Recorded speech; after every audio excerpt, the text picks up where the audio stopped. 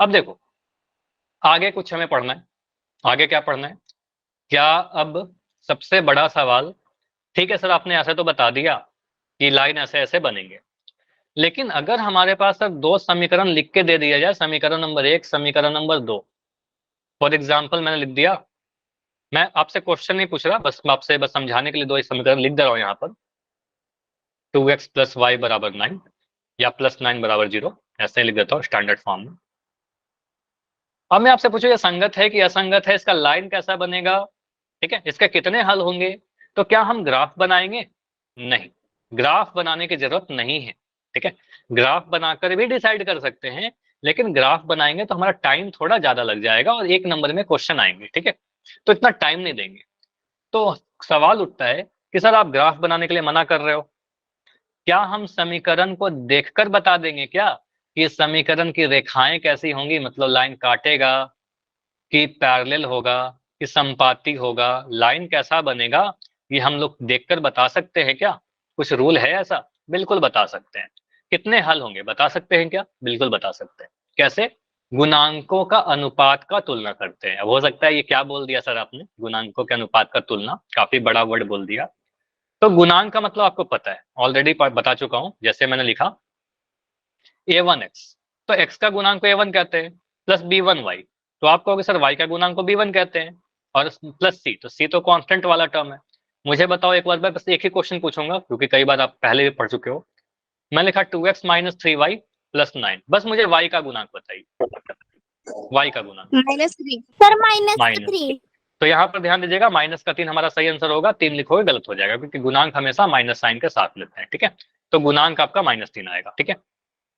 अब गुणांकों की तुलना कैसे करते हैं, समझिए यहाँ पर। अगर हमारे पास दो समीकरण युग्म दिए गए हैं, पहला समीकरण युग्म a1x + b1y + c1 = 0, दूसरा a2x + b2y + c2 = 0, दोनों ही x और y में है, रैखिक है, समीकरण युग्म कह सकते हैं, दो समीकरण है। तो यहाँ पर गुणांकों की तुलना कहने का मतलब, x का गुणांक आपका a1 है और यहाँ पर नीचे वाले समीकरण में x का गुणांक a2 है, तो हम a1 बटा a2 निकालते हैं, पहले a1 बटा a2 निकालेंगे। फिर क्या करते हैं सर, यहाँ पर b1 देखिए और यहाँ पे b2 देखिए। अब b1 और b2 का अनुपात निकालिए। अनुपात कहने का मतलब भाग देना। अगर मैं कह रहा हूं किसी क्लासरूम में बॉयज की संख्या 20 है और गर्ल्स की संख्या 15 है, तो मैं आपसे पूछता हूँ कि बॉयज और गर्ल्स के अनुपात कितना है संख्या का, तो आप क्या बोलोगे? 4/3। हाँ, 4/3, b/g, ठीक है। तो यहाँ से बोलेंगे सर 20/15, और यहाँ पर 5 से काटेंगे, 5 चौके 20, 5 तिया 15, मतलब अनुपात क्या आया? 4:3 आया। काट के जो सिंपलेस्ट आता है उसको अनुपात करते हैं, ठीक है। तो हम क्या करेंगे, a1/a2 निकालेंगे, b1/b2 निकालेंगे। हो सकता है थोड़ा सा आप कंफ्यूज करो, अभी सुनते जाइए, जब एग्जाम्पल करेंगे तो बेटर समझ में आ जाएगा, ठीक है। उसके बाद बोले सर c1/c2 निकालेंगे, कांस्टेंट वाला का रेशियो यानी अनुपात निकालेंगे, ठीक है। हम लोग निकालते क्या है, अनुपात निकालते हैं, या फिर कह सकते हो रेशियो निकालते हैं, ठीक है। किसका? गुणांकों का अनुपात। अब अनुपात जब निकाल लेंगे, a1/a2 कुछ तो आएगा सॉल्व करके, b1/b2 कुछ तो आएगा, c1/c2 कुछ तो आ जाएगा हमारे नंबर के फॉर्म में। तो 3 पॉसिबिलिटी हो सकती है, जैसे अभी आपने 3 केसेस देखा ना, केस 1 2 3, उन्हीं तीनों का 3 केस बनता है कुछ ऐसा, ठीक है। हो सकता है सर a1/a2 जो आए b1/b2 के बराबर ना आए, हो सकता है कि सर a1/a2 जो है b1/b2 के बराबर आ जाए और b1/b2 c1/c2 के बराबर आ जाए, मतलब सारे ही बराबर आ जाए। या हो सकता है सर a1/a2 b1/b2 के बराबर तो आ जाए, लेकिन b1/b2 c1/c2 के बराबर ना आए, ठीक है। तो ये तीनों को हम लोग एग्जाम्पल के थ्रू समझेंगे, एक एक करके। पहले केस 1 लेंगे, फिर केस 2 लेंगे, फिर केस 3 लेंगे, ठीक है। तीनों ही केस को समझिए। पहला केस, जब हमारा कुछ ऐसा आता हो a1, इसको मत देखो आप अभी, इसको एग्जाम्पल के थ्रू समझते हैं। मान लो दो समीकरण कुछ ऐसा लिखा है, मैं इक्वेशन यहां से लेता हूं। अगला जो क्वेश्चन है 5x - 4y + 8, मान लो देखो क्वेश्चन ऐसा आता है आपके एग्जाम में कि इसको देखकर मुझे बताइए कि समीकरण संगत है कि असंगत है, ठीक है। तो मैं इस समीकरण को लिख लेता हूं यहाँ पर, 5x - 4y + 8 यहीं पर लिख लेता हूं, ताकि आपका साथ के साथ दिखते रहे सारी चीजें। 5x माइनस क्या था, 4y + 8, -4y + 8 बराबर 0। दूसरा समीकरण क्या है हमारा, 7x + 6y - 9, 7x + 6y - 9 बराबर 0। यही दो समीकरण है हमारे पास। अगले पेज पे लिखा हुआ था, बताना है कि ये संगत है कि असंगत है, क्या क्या चीज हमें पता होना चाहिए। पहले आप लोग मुझे बताओ, जब आप इस वाले समीकरण को इस समीकरण से तुलना करोगे, स्टैंडर्ड फॉर्म से इसको तुलना करोगे व्यापक रूप से या मानक रूप से, तो A1 का वैल्यू कितना आएगा? 5 A1 x का गुणांक है, मतलब यहाँ पर दिख रहा है सर 5। B2 कितना आएगा? -4 y का गुणांक, तो यहाँ पर दिख रहा है सर -4, ठीक है, -4 लिखेंगे। और C कितना है? C1 कितना है? 8 आएगा, कांस्टेंट वाला टर्म है। अब इसी के नीचे आप लोग लिखना A2 B2 और C2, ठीक है, इसी तरीके से लिखना। अच्छा माइक बंद कर लो, अभी चैट में लिखो आंसर, ठीक है, अभी आंसर चैट में, ठीक है। तो यहाँ पर बोलोगे सर A2 का वैल्यू कितना? A2 का वैल्यू निकालने के लिए हम इस वाले समीकरण को इस वाले से तुलना करेंगे, ठीक है, इसके स्टैंडर्ड फॉर्म से।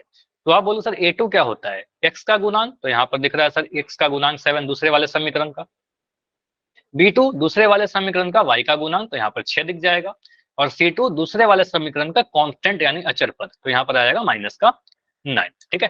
तो A1 B1, अच्छा यहाँ पर B2 लिख दिया, इसको देखो अगर आपने लिख लिया है तो इसको सही कर लेना। देखो यहाँ मैंने B2 लिख दिया था, इसको B1 कर लो, ठीक है, जो ऊपर में था। तो A1 B1 C1 लिखा, A2 B2 C2 लिखा, इसमें कोई डाउट नहीं होना चाहिए। अब इसके बाद क्या करेंगे सर, संगत या असंगत बताने के लिए अनुपात निकालिए। सबसे पहला चीज आप A1 बटा A2 निकालोगे। A1 बटा A2 निकालिए, कितना मिल रहा है? 5/7। 5/7 A1 का वैल्यू आपका 5 आया था और A2 का वैल्यू आपका 7 आया था, तो A1 बटा A2 किया, 5/7 बन गया, ठीक है। ठीक है, हमने इसको लिख लिया A1 बटा A2 5/7। अब क्या करो, B1 बटा B2 निकालिए। B1 बटा B2 निकालिए, कितना आ रहा है B1 बटा B2? -4/6। इसको सॉल्व किया और काटा, तो 2 से कटेगा 2 दूनी 4, 2 तिये 6, -2/3 तो ये मिल रहा है -2/3। यहीं पर दिख गया। अब C1 बटा C2 निकालने की कोई जरूरत नहीं है। अच्छा यहाँ पर स्क्रीन रुक रही है क्या? आप सभी को दिख रही है? थोड़ा सा लैग हो रहा है क्या? 1 सेकंड रुक जाओ। ठीक है, मैं एक बार स्क्रीन को स्टॉप करके प्रेजेंट करता हूँ, शायद जो मैं लिख रहा था वो रुक रहा था। अभी ठीक है। तो यहाँ पर आपको C1 बटा C2 निकालने की जरूरत ही नहीं है, क्योंकि आपको साफ दिख गया है यहाँ पर कि सर A1 बटा A2 जो आया था हमारा, A1 बटा 2 5/7 है, और B1 बटा B2 जो है वो -2/3 है। तो यहाँ से हम कह सकते हैं सिंपली कि सर A1 बाई A2 जो है वो B1 बाई B2 के बराबर नहीं है। A1 बटा A2 जो है वो B1 बटा B2 के बराबर नहीं है, क्योंकि 5/7 जो है वो -2/3 के बराबर नहीं है ना, ये दोनों अलग अलग चीज आ गई, ठीक है। तो 5/7 और -2/3 बिल्कुल अलग अलग चीजें हैं। तो आप कह सकते हो सर A1 बटा A2 B1 बटा B2 के बराबर नहीं है। अब ये चीज जब आपका निकल कर आता है, जब ऐसा कुछ आता है कि A1 बटा A2 B1 बटा B2 के बराबर नहीं है, तो यहाँ से क्या क्या कंक्लूजन निकलता है, इसको मिटा देता हूँ। तो यहाँ से आप बोलोगे सर इसका मतलब क्या क्या हुआ, ये नोट करिए, अब जाके ये सारी चीज जरूर नोट करिए। पहला चीज सर हम यहाँ से ये बोल सकते हैं, अगर A1 बाई A2 का अनुपात B1 बाई B2 के बराबर नहीं है, इसका मतलब ये कौन सा केस है?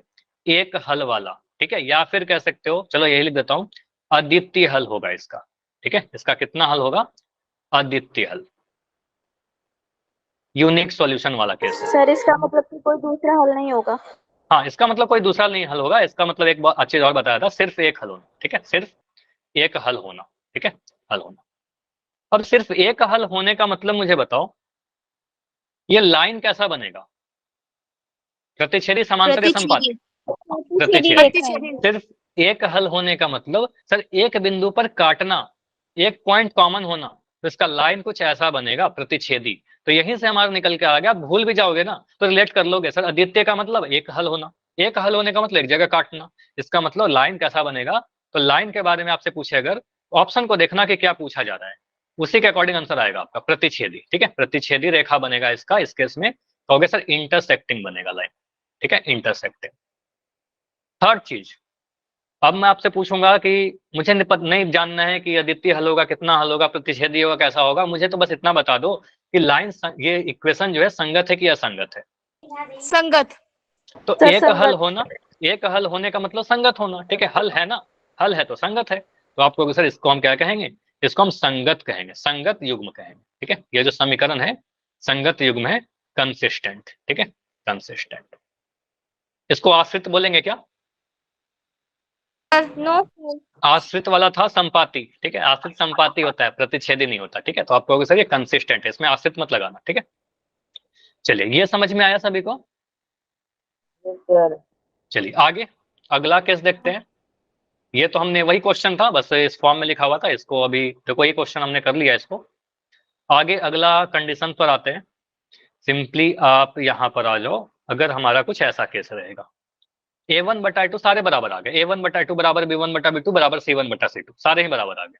फॉर एग्जाम्पल मैं ऐसे लिख देता हूँ, एक समीकरण लिखा मैंने 2x + 3y - 8, या 8 की जगह पर मैं 5 लिख देता हूँ।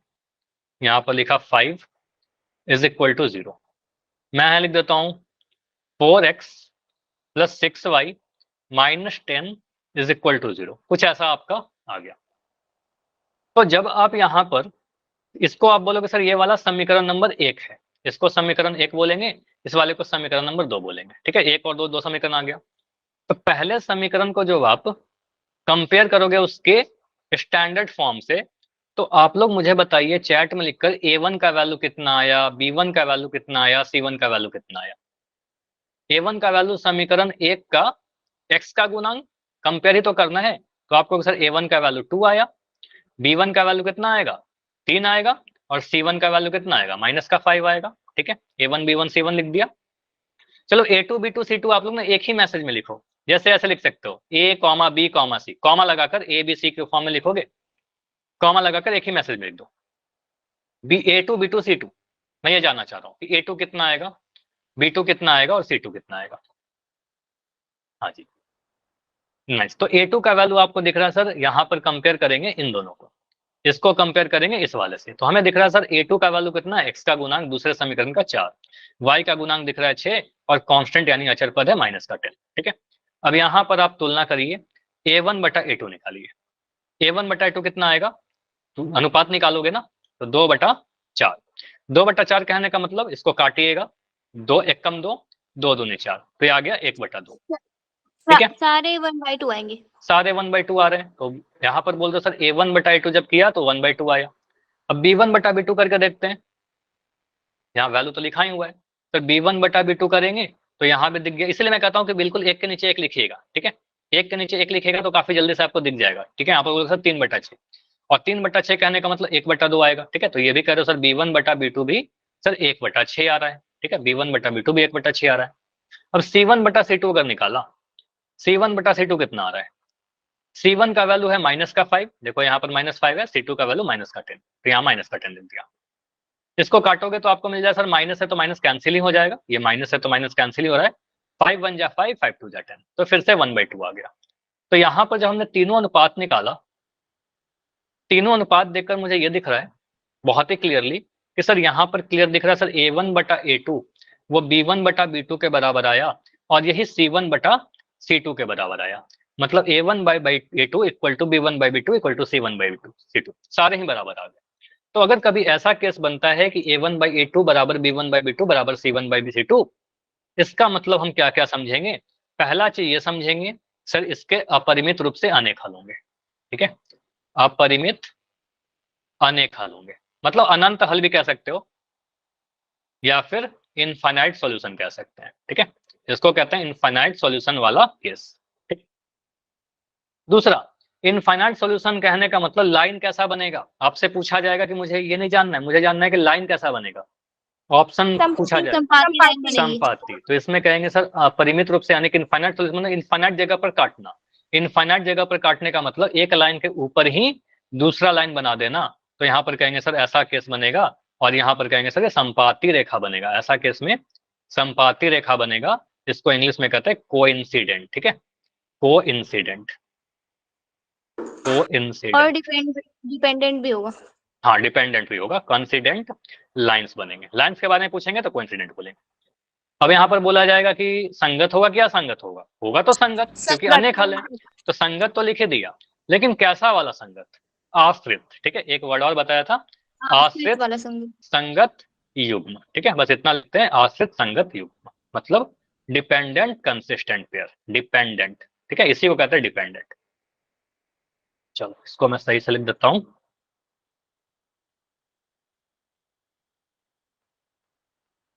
डिपेंडेंट कंसिस्टेंट, ठीक है, dependent consistent pair.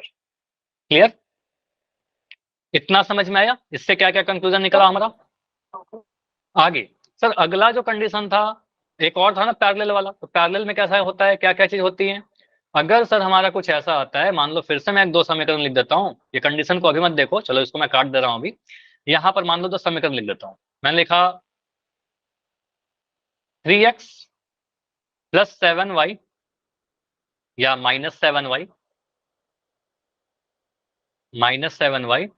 Plus 8 is equal to 0। मैं यहां लिख रहा हूं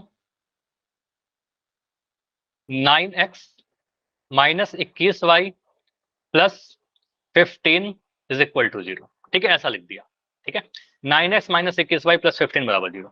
तो ये तो दो समीकरण आपको दिख ही रहा है, समीकरण 1 और 2, समीकरण नंबर 1 हो गया, समीकरण नंबर 2 हो गया, ठीक है। अब आप इसके गुणांकों को जैसे मैंने बताया ना एक एक मैसेज में लिखना है आपको, ठीक है, दो अलग अलग मैसेज मत करना, ठीक है। तो पहले वाले मैसेज में आप लिखो A1 A2 और A3 का वैल्यू, A1 A2 A3 लिख रहा हूँ, A1 B1 C1, ठीक है। तो आप इन दोनों को कंपेयर कीजिए, इस वाले को कंपेयर करोगे इस वाले के साथ, ठीक है। तो इस दोनों को कंपेयर करके मुझे बताइए A1 B1 और C1 का वैल्यू, बढ़िया, ठीक है। तो यहां पर आप बोलोगे सर A1 का वैल्यू क्या है 3, x का गुणांक पहले समीकरण का, B1 का वैल्यू -7 और C1 का वैल्यू यहाँ पर दिख रहा है 8 है ना, ठीक है, ये 8 था, ठीक है, आप लिख दिया 8। अगले वाले समीकरण को देख के मुझे बताओ A2 B2 C2 कितना होगा? बिल्कुल ऐसा ही लिखना, एग्जाम में भी आप करोगे ना, बिल्कुल एक के नीचे एक लिखना, काफी जल्दी आपको दिख जाएगा। 9 माइनस 21 और 15, यहाँ लिखेंगे सर 9, यहाँ पर B2 माइनस का 21 और C2 का वैल्यू 15, ठीक है, XY और कांस्टेंट वाले टर्म लिख दिए, ठीक है। अब यहाँ पर फिर से रेशियो निकालेंगे, अब रेशियो निकाला A1 बटा A2 का, कितना आ रहा है A1 बटा A2? 3/9, 3/9 कहने का मतलब 3/9 कहने का मतलब 1/3। 1/3, ठीक है। माइनस स्किप हो गया, माइनस कहां पर स्किप हुआ? माइनस कहीं मैंने छोड़ दिया क्या? बिल्कुल तो सही लिखा है, आपका स्किप हो गया, ठीक है, इसको सही कर लो। यहाँ पर आपका क्या आएगा सर, 3 से काटेंगे, 3 एकम 3, 3 3 9, तो यहाँ पर आएगा 1/3, ठीक है। तो 1/3 आया, A1 बटा A2 का वैल्यू 1/3 आया। तो मैं B1 बटा B2 लिखता हूँ, ठीक है। अब मैं B1 बटा B2 निकालता हूँ, तो B1 बटा B2 कितना आएगा? 1/3। B1 by B2, 1/3। यह भी 1/3 आ रहा है, देखो -7 को -21 से अगर भाग लगाएंगे तो यहाँ से माइनस से माइनस कैंसिल हो जाएगा, तो 7 के 21 1/3 ही आ रहा है, तो सर B1 बटा B2 भी 1/3 आया। अब A1 बटा A2 B1 बटा B2 के बराबर नहीं आता तो कह देते हैं अद्वितीय हल, ठीक है, लेकिन यहाँ पर दोनों बराबर आ गया, अब C1 बटा C2 भी निकालेंगे, अब हम C1 बटा C2 भी निकालेंगे। अब C1 बटा C2 निकालने पर आ रहा है ये सर 8/15, ठीक है, 8/15 आ गया। अब ये 1/3 के बराबर आया क्या? या तो 1/3 नहीं होता, या तो 1/3 नहीं होगा।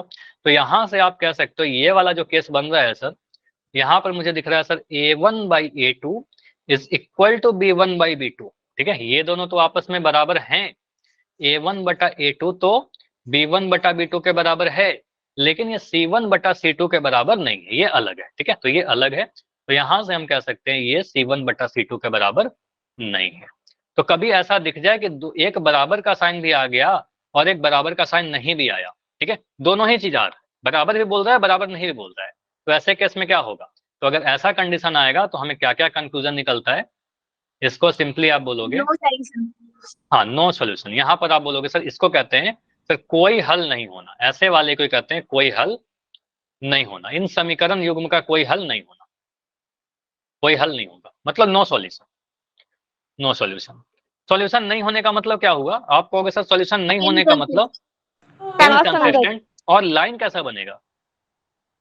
समांतर। कोई हल नहीं होने का मतलब सर कहीं नहीं काटेगा, और कहीं नहीं काटने का मतलब समांतर बन जाना, ठीक है। तो आप सीधे बोलोगे सर ये समांतर बन जाना ही तो कहेंगे इसको समांतर यानी पैरेलल, ठीक है, पैरेलल।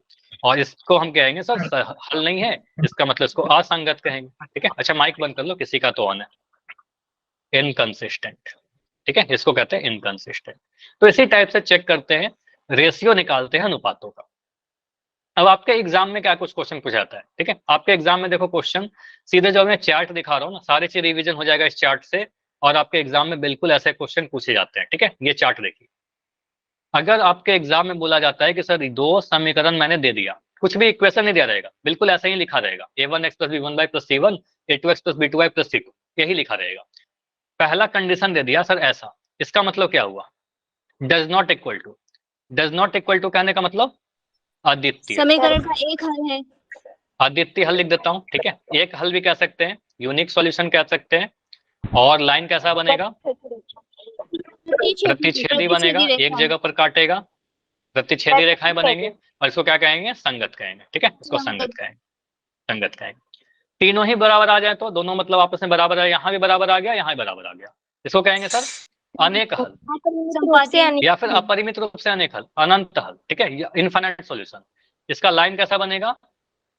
समपात, ठीक है, समपात। यहाँ पर काटा और यहाँ पर एक के ऊपर एक लाइन चला जाएगा, ठीक है। और इसको क्या कहेंगे? कैसा संगत? आश्रित। आश्रित संगत, ठीक है, आश्रित संगत। और लास्ट वाले को क्या कहेंगे? हाँ, इसका कोई हल नहीं होगा, ठीक है, इस वाले का कोई हल नहीं होगा। कब हल नहीं होगा? तो हल नहीं होने के लिए देखना, अगर कभी आ जाए ना एक बराबर नहीं, ऐसा जब भी आ जाएगा बोलना सर इसका कोई हल नहीं होगा। एक जगह बोलते हो बराबर, एक जगह बोलते हो बराबर नहीं, ठीक है, तो ऐसे कहेंगे सर कोई हल नहीं होगा, नो सॉल्यूशन। इसको क्या कहेंगे सर? पैरेलल लाइन, यानी समांतर रेखा, ठीक है, इसको समांतर कहते हैं। और इसको कहते हैं असंगत, ठीक है, इसको असंगत कहते हैं। समझ में आया इतना सारा चीज? अभी क्लास को खत्म करने में 5 मिनट और है, पोल कर ले। चलिए, तो अभी कुछ क्वेश्चन पोल में कर लेते हैं, टॉपिक कंप्लीट हो जाएगा। कुछ क्वेश्चन नहीं, जो 2 क्वेश्चन करेंगे पोल में बस। पहला क्वेश्चन है आपका, अच्छा, पोल करने के पहले इस पेज की आप स्क्रीनशॉट ले लो, ये काफी अच्छे तरीके से लिखा गया है, बाद में रिवीजन के लिए काफी हेल्प करेगा आपका। बस इसमें ऐड कर लेना, इस वाले को संगत कहते हैं, इस वाले को आश्रित संगत कहते हैं, और यहाँ पर असंगत कहते हैं, ठीक है। संगत और असंगत भी ऐड कर लेना, ठीक है। चलिए, अभी आपके लिए पोल है। ये सारे क्वेश्चन हमने ऑलरेडी डिस्कस कर चुके हैं, तो यहाँ पर क्वेश्चन आपका बनेगा ये। क्वेश्चन आपका दिख रहा है क्वेश्चन नंबर 7। आराम से सोचो, क्वेश्चन देखो आपके एग्जाम का ही क्वेश्चन है, कुछ नया क्वेश्चन नहीं है। तो ऐसा क्वेश्चन हर साल आया है, तो अगले साल भी आएगा, ठीक है, अगले साल भी आएगा। क्वेश्चन क्या बोला गया है, बहुत ही ध्यान से देखना है आपको। बस बोला गया है कि अगर 2 समीकरण युग्म में a1/a2 जो है b1/b2 के बराबर है, b1/b2 c1/c2 के बराबर है, सारे आपस में बराबर हो गए, ऐसा केस बनता है तो आप क्या बोलते हो? ठीक है, इन चारों में कौन सा सही है? अद्वितीय हल वाला केस है क्या, या कोई हल नहीं है, या अपरिमित हल है, या इनमें से कोई नहीं? ठीक है, जाकर आंसर कीजिए। इसमें कुछ सॉल्व नहीं करना होगा, बस आपने नोट बनाया होगा, नोट्स बनाया होगा, आप काफी जल्दी कर लोगे। समझ लिया है, आंसर आ जाएगा, हड़बड़ी मत करना। बस मैं कंडीशन लिख देता हूं यहाँ पर। कंडीशन जो लिखा गया है वो ये लिखा हुआ है, a1/a2 का अनुपात जब निकाला वो b1/b2 के अनुपात के बराबर आया, और यह भी c1/c2 के बराबर आया, ठीक है। तो तीनों ही बराबर आ जाते हैं आपस में अगर, तो ऐसे केस में हमने क्या पढ़ाया था आपको। अब इसमें बस आपको ध्यान रखना है कि होता क्या है, ठीक है। चलिए, लास्ट 20 सेकंड रुकेंगे। अभी 18 आंसर आए हैं, और अच्छी बात है कि यहाँ पर 18 में 18 आंसर सही है, लेकिन अभी भी अच्छी बात ये नहीं है कि सभी का आंसर नहीं आया है, ठीक है। तो बाकी सारे बच्चे आंसर कीजिए, लास्ट 10 सेकंड में इसको एंड करेंगे। 20 आंसर आ चुके हैं, 22 आंसर आ चुके हैं, ठीक है। बाकी बच्चे आंसर कीजिए, लास्ट 5 सेकंड। 23 आंसर आए हैं, 23 में 22 सही, बहुत बढ़िया। Last 5 second, last 5 second. 5 4 3 2 1। चलो, तो यहाँ पर टोटल 24 आंसर आए हैं, 24 में 23 आंसर सही है, 26 आंसर आ गया है, बढ़िया। और अभी मैं इसको एंड कर रहा हूं, और आपका अभी चैट ओपन है। सिंपल, इसमें कुछ नहीं है। आपको मैंने कंडीशन देखो यहीं पर बताया है, फिर से मैं इस पेज को ले आता हूं जहां पर आपको पढ़ा रहा था।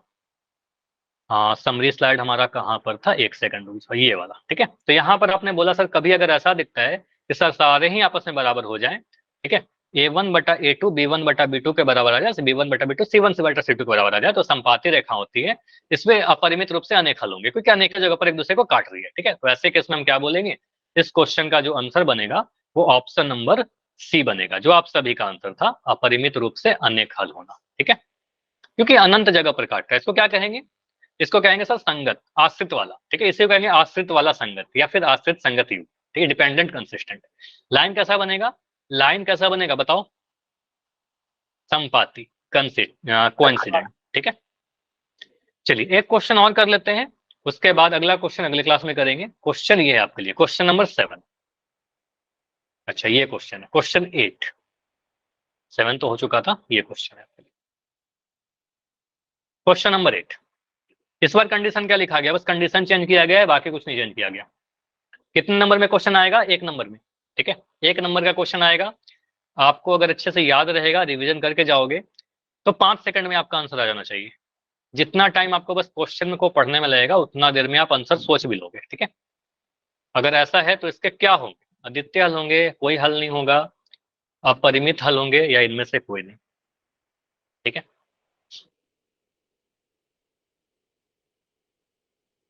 तो अभी 18 आंसर आ गया, 19 आंसर आ गया, बढ़िया।